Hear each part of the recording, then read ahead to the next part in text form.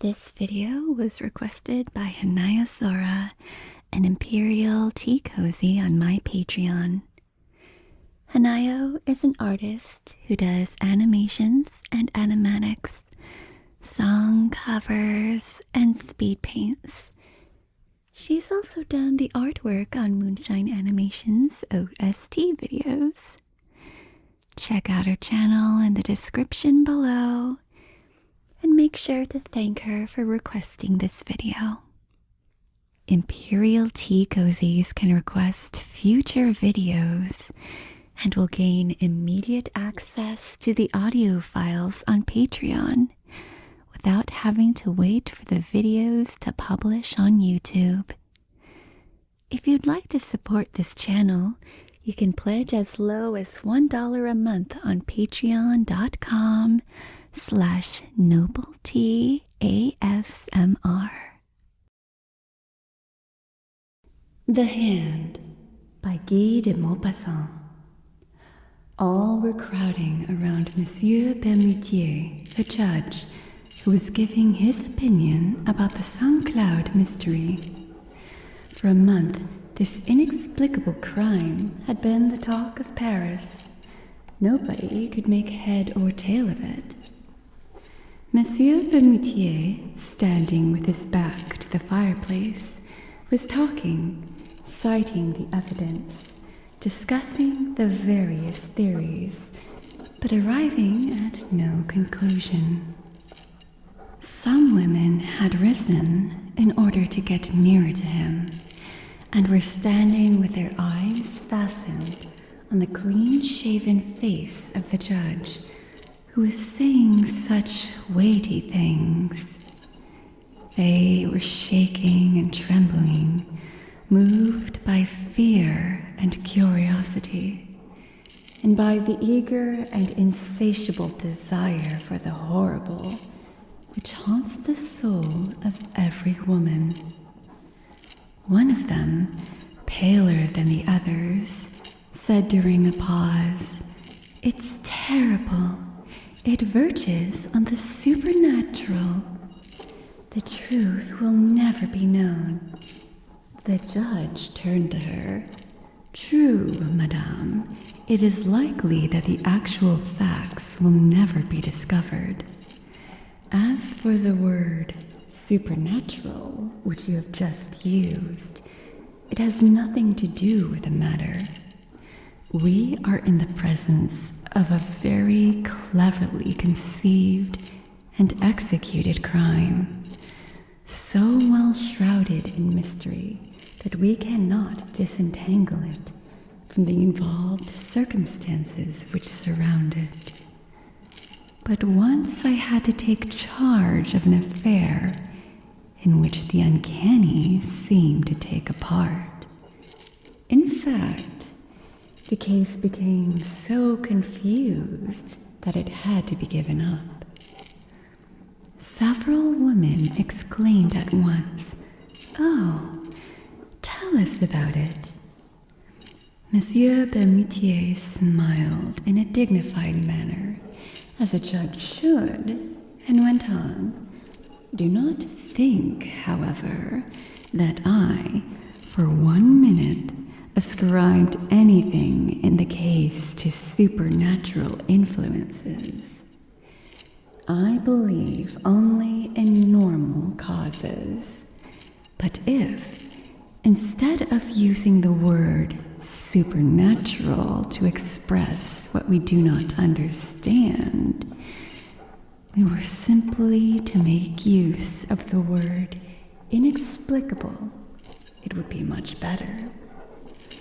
At any rate, in the affair of which I am about to tell you, it is especially the surrounding preliminary circumstances which impressed me.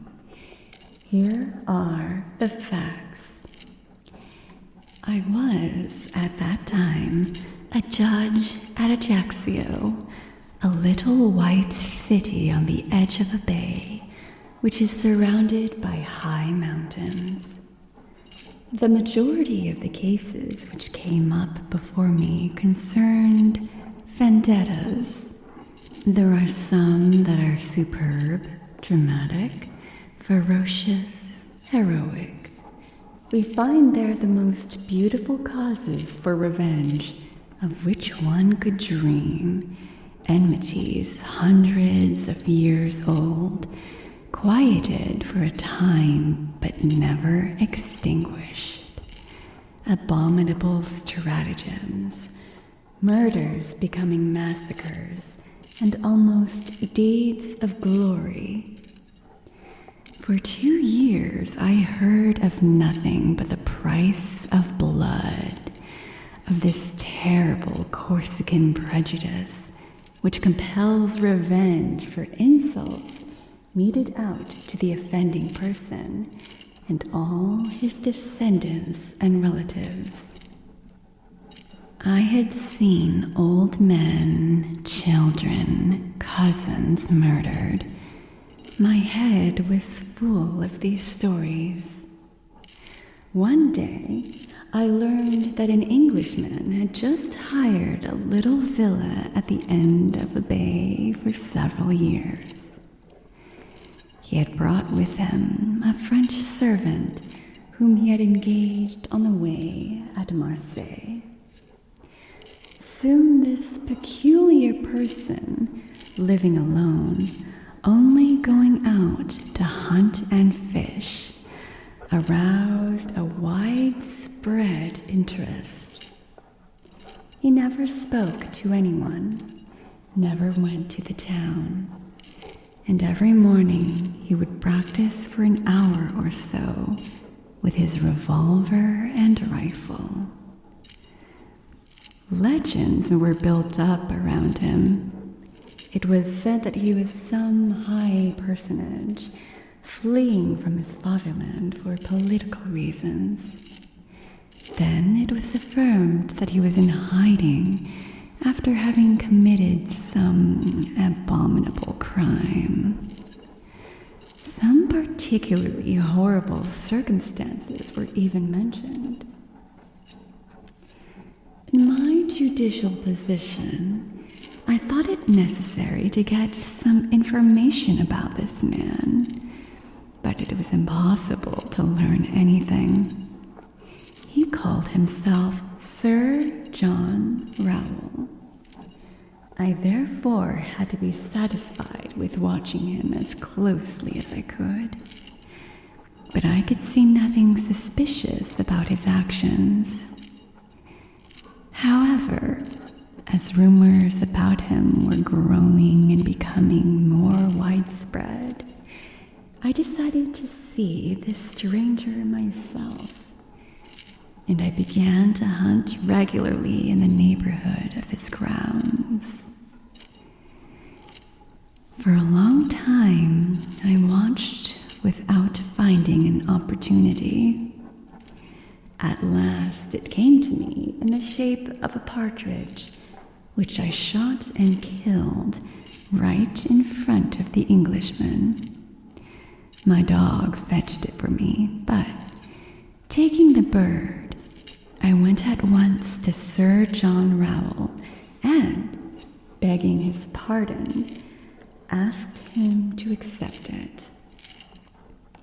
He was a big man with red hair and beard, very tall, very broad, a kind of calm and polite Hercules.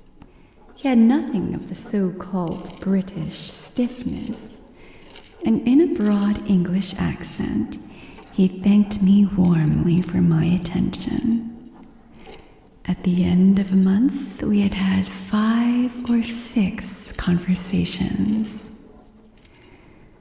One night, at last, as I was passing before his door, I saw him in the garden, seated astride a chair, smoking his pipe.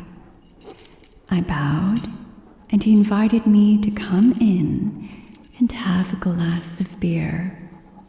I needed no urging. He received me with the most punctilious English courtesy, sang the praises of France and Corsica, and declared that he was quite in love with this country. Then, with great caution, and under the guise of a vivid interest, I asked him a few questions about his life and his plans. He answered without embarrassment, telling me that he had traveled a great deal in Africa, in the Indies, in America. He added, laughing, "I have had many adventures." Then I turned the conversation on hunting, and he gave me the most curious details on hunting the hippopotamus, the tiger, the elephant, and even the gorilla. I said, "Are all these animals dangerous?" He smiled. "Oh no, man is the worst." And he laughed a good broad laugh, the wholesome laugh of a contented Englishman. "I have also frequently been man hunting." Then he began to talk about weapons, and he invited me to come in and see different makes of guns. His parlor was draped in black silk embroidered in gold. Big yellow flowers, as brilliant as fire, were worked on the dark material. He said, "It is a Japanese material." But in the middle of the whitest panel, a strange thing attracted my attention. A black object stood out against a square of red velvet. I went up to it.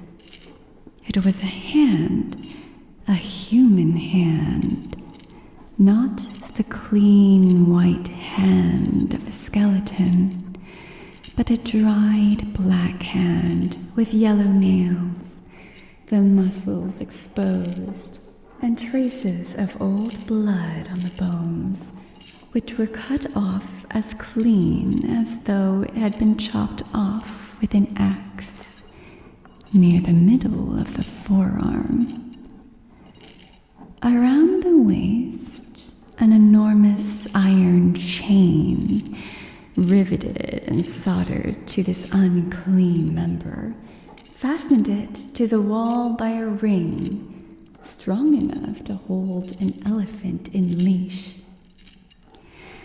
I asked, "What is that?" The Englishman answered quietly, "That is my best enemy. It comes from America, too. The bones were severed by a sword, and the skin cut off with a sharp stone and dried in the sun for a week. I touched these human remains, which must have belonged to a giant. The uncommonly long fingers were attached by enormous tendons, which still had pieces of skin hanging to them in places. This hand was terrible to see. It made one think of some savage vengeance. I said, "This man must have been very strong." The Englishman answered quietly, "Yes, but I was stronger than he. I put on this chain to hold him." I thought that he was joking. I said, "This chain is useless now. The hand won't run away." Sir John Rowell answered seriously, "It always wants to go away. This chain is needed." I glanced at him quickly, questioning his face, and I asked myself, is he an insane man or a practical joker? But his face remained inscrutable, calm and friendly. I turned to other subjects. and admired his rifles. However, I noticed that he kept 3 loaded revolvers in the room, as though constantly in fear of some attack. I paid him several calls, then I did not go anymore. People had become used to his presence. Everybody had lost interest in him. A whole year rolled by. One morning, toward the end of November, my servant awoke me and announced that Sir John Rowell had been murdered during the night. Half an hour later, I entered the Englishman's house, together with the police commissioner and the captain of the gendarmes. The servant, bewildered and in despair, was crying before the door. At first, I suspected this man, but he was innocent. The guilty party could never be found. On entering Sir John's parlor, I noticed the body stretched out on its back in the middle of the room. His vest was torn. The sleeve of his jacket had been pulled off. Everything pointed to a violent struggle. The Englishman has been strangled. His face was black, swollen, and frightful, and seemed to express a terrible fear. He held something between his teeth and his neck, pierced by 5 or 6 holes, which looked as though they had been made by some iron instrument. It was covered with blood. A physician joined us. He examined the finger marks on the neck for a long time, and then made this strange announcement. It looks as though he has been strangled by a skeleton.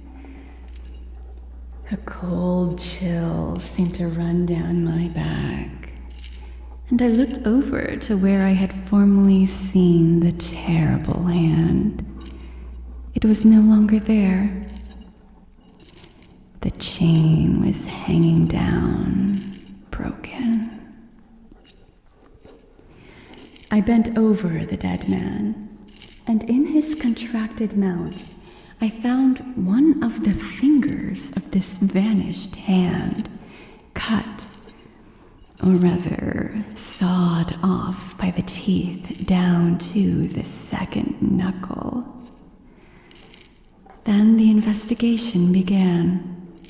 Nothing could be discovered. No door, window, or piece of furniture had been forced.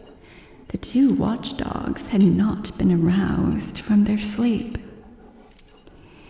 Here, in a few words, is the testimony of the servant. For a month, his master had seemed excited. He had received many letters, which he would immediately burn. Often, in a fit of passion which approached madness, he had taken a switch and struck wildly at the stride hand riveted to the wall, and which had disappeared, no one knows how, at the very hour of the crime. He would go to bed very late and carefully lock himself in. He always kept weapons within reach. Often at night he would talk loudly, as though he were quarreling with someone. That night, somehow, he had made no noise, and it was only on going to open the windows that the servant had found Sir John murdered. He suspected no one. I communicated what I knew of the dead man to the judges and public officials. Throughout the whole island, a minute investigation was carried on. Nothing could be found. One night, about 3 months after the crime, I had a terrible nightmare. I seemed to see the horrible hand running over my curtains and walls, like an immense scorpion or spider. 3 times I awoke. 3 times I went to sleep again. 3 times I saw the hideous object galloping round my room and moving its fingers like legs. The following day, the hand was brought to me, found in a cemetery, on the grave of Sir John Rowell, who had been buried there because we had been unable to find his family. The first finger was missing. Ladies, there is my story. I know nothing more. The women, deeply stirred, were pale and trembling. One of them exclaimed, "But that is neither a climax nor an explanation. We will be unable to sleep unless you give us your opinion of what had occurred." The judge smiled severely. "Oh, ladies, I shall certainly spoil your terrible dreams. I simply believe that the legitimate owner of the hand was not dead, that he came to get it with his remaining one. But I don't know how. It was a kind of vendetta." One of the women murmured, "No, it can't be that." And the judge, still smiling, said, "Didn't I tell you that my explanation would not satisfy you?"